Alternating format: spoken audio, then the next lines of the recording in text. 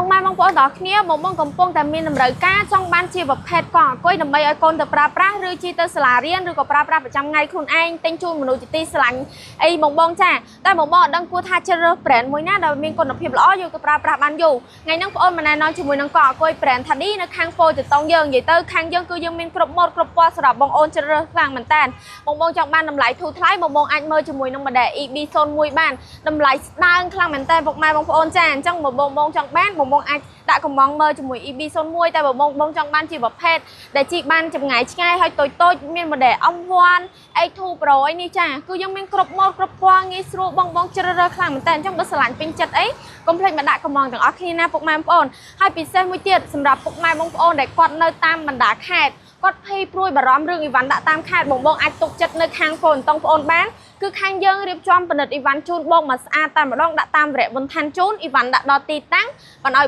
បងទូទាត់លុយតាមក្រោយហើយមួយទៀតបងនៅតាមនៅភ្នំពេញដែលគាត់បានមកដល់ទីតាំងផ្ទាល់គាត់អីដែរយើងមានសេវាកម្មដឹកដល់ទីតាំងពុកម៉ែបងប្អូនពេលវ៉ាន់ដល់ដៃចាំបងទូទាត់លុយមកតាមក្រោយដូចគ្នាអញ្ចឹងបងចង់បានអីវ៉ាន់ដែលយកទៅប្រើប្រាស់ដែលមានគុណភាពមានការធានាត្រឹមត្រូវហើយអីវ៉ាន់ល្អយកប្រើប្រាស់កាន់ឆ្នាំបងកុំភ្លេចជាមួយនឹងកង់អង្គុយ brand Thadi នៅខាងពោចតុងយើងណាសម្រាប់ពុកម៉ែបងប្អូនដែលគាត់មានចងល់ឬក៏ចង់សាកសួរព័ត៌មានថែមបងអាចឆាតចូលទៅកាន់រយៈ page ឬក៏តាក់ទងទៅកាន់លេខ Telegram ដែលបងដាក់នៅខាងក្រោមបានជម្រាបលាជួបគ្នាវីដេអូក្រោយ